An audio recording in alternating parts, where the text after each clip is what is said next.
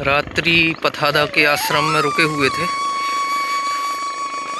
और यहाँ से फिर से टाइम हो रहा है अभी 6:30। फिर से यात्रा को प्रारंभ किया है। अब आगे की ओर प्रस्थान कर रहे हैं। यहाँ से 3 किलोमीटर दूर एक आश्रम है, नर्मदा तट के किनारे है। बाबरी ग्राम है। तो रात में बहुत ही आनंद आया।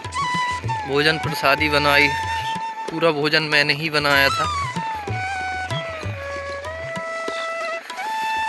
आलू पालक की सब्जी, चावल और टिक्कड़।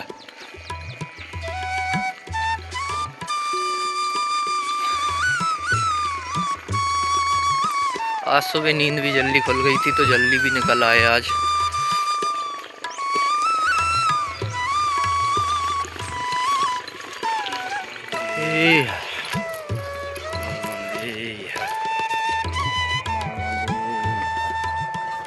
बाबा आज का ज़्यादा ही कोहरा है।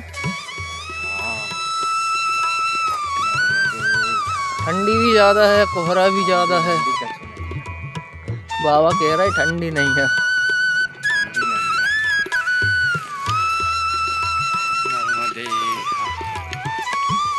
बाबरी ग्राम पहुंच गए हैं। यहाँ से नर्मदा जी तट से होकर ही गई हैं और बहुत से परिक्रमावासी मिल रहे हैं। यहाँ पे आगे जा रहे हैं और यहाँ पे 2-3 आश्रम रेगुलर हैं। कुछ घरों में भी सेवा दे रहे हैं, चाय और प्रसादी दोनों।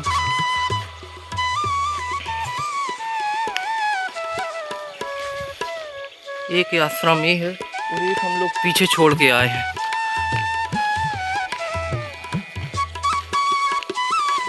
अभी तक हम लोग ने 4 किलोमीटर के समथिंग चल लिया है और 4 किलोमीटर में 3 आश्रम मिल चुके हैं। तो यह मार्ग बहुत ही अच्छा है। बाबरी के आगे भैंसा दे, अजीब नाम है। 2-5 किलोमीटर चलने के बाद नाम ही भूल जाते हैं कि आखिर कौन सा गांव अपन ने निकाल लिया। कुछ गांव रहते हैं जो याद रहते हैं। अब बाबरी याद रहेगा पर भैंसा दे शायद भूल जाए।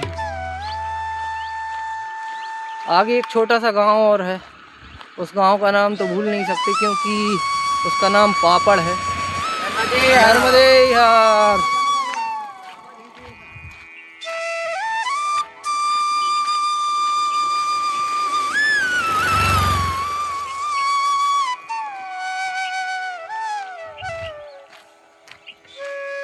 ये सीधा रास्ता कहीं और निकल गया है। भैंसा देव का क्या नाम था। अब यहाँ से धिमावर मार्ग पैसे होते हुए जाएंगे और सबसे अच्छी सुविधा ये हो जाती है परिक्रमा मार्ग में कि जहाँ से आपको मुड़ना है वहाँ रास्ते में ऐसी झंडियाँ मैया जी की लगा दी जाती हैं जिसमें आप मार्ग को चुन सकें।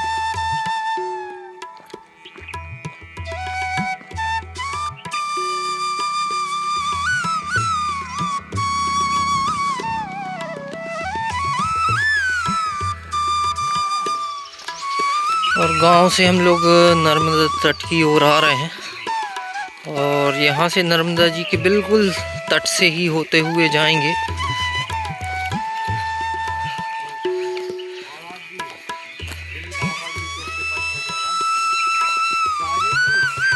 और यहाँ पर नर्मदा जी का पाट बहुत ही चौड़ा है, 1 किलोमीटर चौड़ा होगा।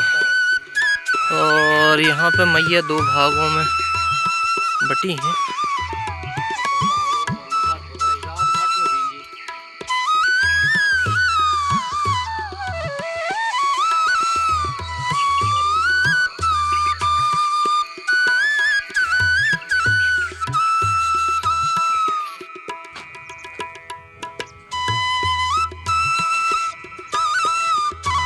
यहाँ पे फिर से एक संगम पड़ा है और इसको पैदल ही पार करना पड़ेगा। और ये संगम आगे जाके नर्मदा जी में मिला है। यहाँ पे पाट इतना चौड़ा है कि नर्मदा जी दिख तक नहीं रही हैं, बहुत दूर दिखाई देती हैं।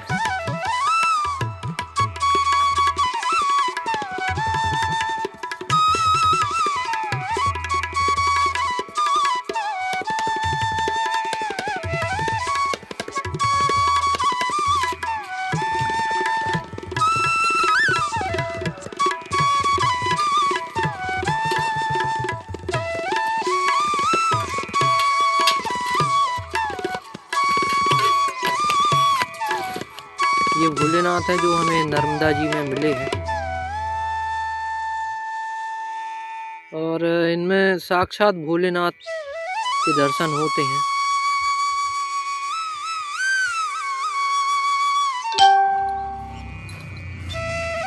नर्मदा जी के तट पे बहुत बड़ी बड़ी नाव डली हैं। ये नाव इसलिए हैं कि इनसे रेता लेके आते हैं वो बीच नर्मदा जी में से, और रेत ढोलने वालों की ये झोपड़ियाँ बनी हुई हैं। कुछ अच्छी हैं, कुछ ख़राब हैं, टूटी फूटी हैं, और क्या ही बताएं, मैया की लीला अपरंपार है। और जैसे ही घाट पे आए हैं, पैर का टोटली दर्द आज ख़त्म हुआ है। 4 दिन हो गए हैं। 4 दिन से पैर में इतना दर्द था कि 1 किलोमीटर भी नहीं चल पाते थे, और बस बैठ जाओ। और जैसे ही माँ की गोद में पहुँचे, बस दर्द ख़त्म हुआ। और ये देखें आप, बहुत सारी नाव हैं जिनसे रेता लेके आते हैं, और रेत वहाँ से लेके आते हैं। बीच नर्मदा जी में आपको दिखाई दे रही होंगी बहुत सी नाव। आगे चल के जूम करके दिखाता हूँ आपको। ये इतनी बड़ी नाव है कि इनमें 2 हाईवा रेत आती है। एक नाव में 2 हाईवा रेत। और सभी बोट्स जो हैं सारी इंजन वाली हैं, क्योंकि हम लोग जब ऊपर रुके हुए थे तो रात भर फड़ फड़ की आवाज़ आ रही थी, तो सोच रहे थे आखिर क्या चल रहा है। पता चला नीचे आके अब देखा, यहाँ पे तो रेत का काम चालू है।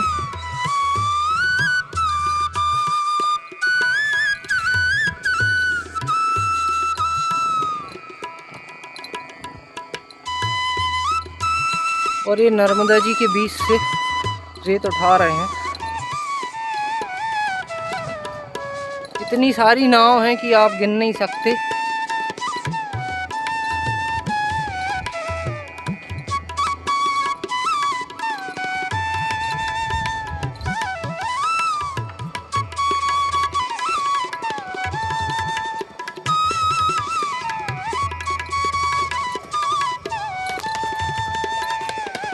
नर्मदा तट के जो रास्ते हैं ऐसे ही हैं, कहीं पैर फंस जाता है, कहीं कुछ। ऐसी पहाड़ियों की बाजू से रास्ता है।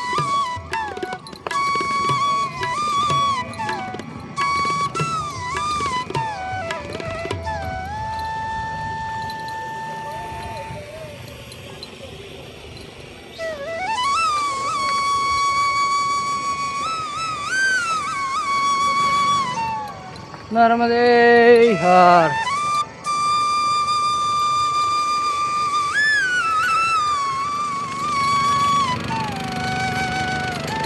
और बिल्कुल नर्मदा जी के तट से बिल्कुल पास में 2 फुट की रास्ता।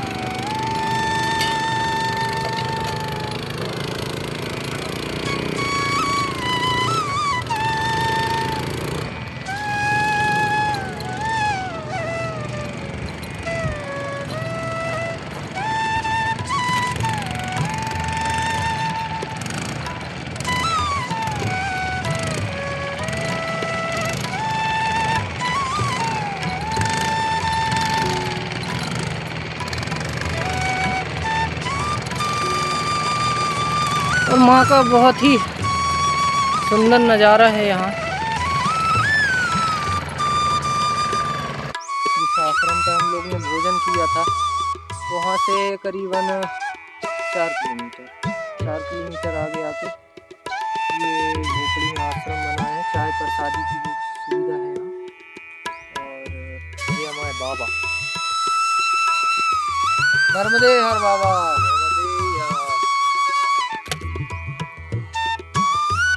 काफी सुकून है। आज पैर का दर्द भी ठीक हो चुका है।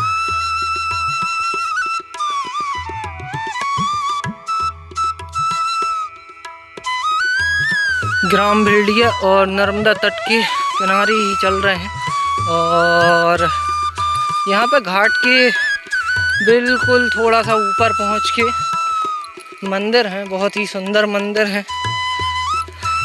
अभी दूर से दिखाई दे रहे थे, अभी तो गांव पहुँचे हैं हम लोग, तो यहाँ से दिखाई नहीं देते, बाकी दूर से दिखाई देते हैं।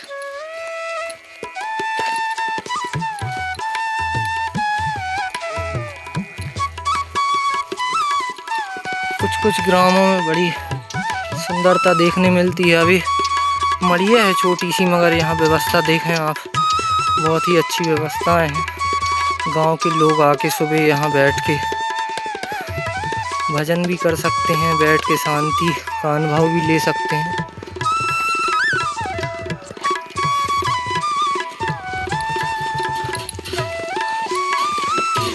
और भेड़िया गांव से जो नर्मदा तट से होकर गई है रोड, आप सारी रास्ते चलते जाओ, मैया के दर्शन करते जाओ, मैया ये दिखाई देती हैं।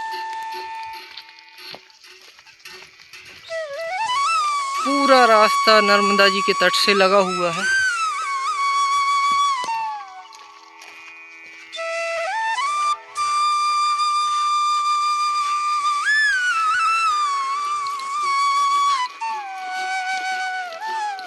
भेड़िया से चल के हम लोग कुंड गांव पहुंच गए हैं और यहाँ से अभी 5 किलोमीटर और चलेंगे।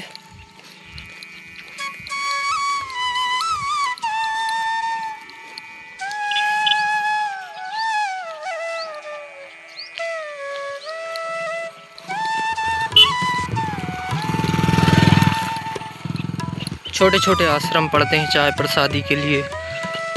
गांव के कुछ लोग होते हैं जो सेवा देते हैं, छोटी सी कुटिया बनाए हुए हैं।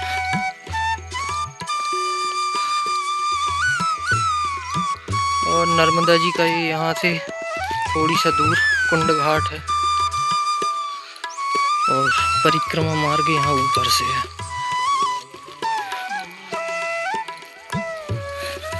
कुंड घाट से थोड़ा सा दूर 1 किलोमीटर आगे आके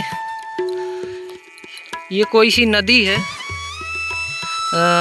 आगे जाके नर्मदा जी में संगम हुआ है। और यहाँ पे पीछे बोर्ड लगा हुआ है, यहाँ से होशंगाबाद ख़त्म हो जाता है। होशंगाबाद की बॉर्डर आज क्रॉस कर चुके हैं समझो।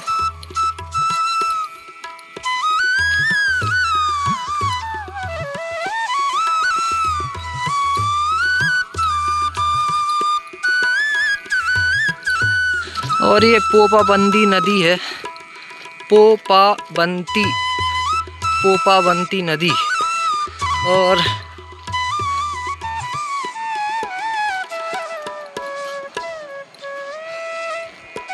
ये इस साइड से बह के आई हैं और इस साइड से जाके आगे नर्मदा जी में संगम है।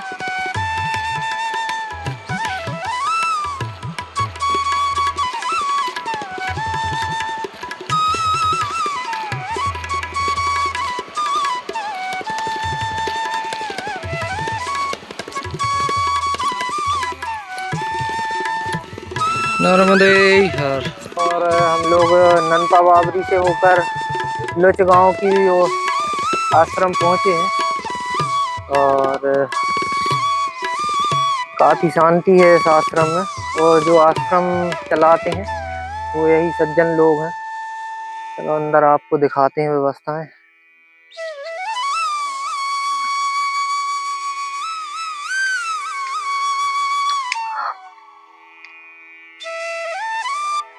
और आज काफ़ी जल्दी हम लोग को आश्रम मिल गया, नहीं तो यहाँ से फिर 9-10 किलोमीटर आगे चलना पड़ता। यहाँ पे हम लोग ने बैग रख लिए हैं यहाँ पे आज रात्रि विश्राम है और यहीं पे अंदर ही किचन है। भोजन प्रसादी बना भी सकते हैं और यहाँ पे बनाने वाले भी हैं।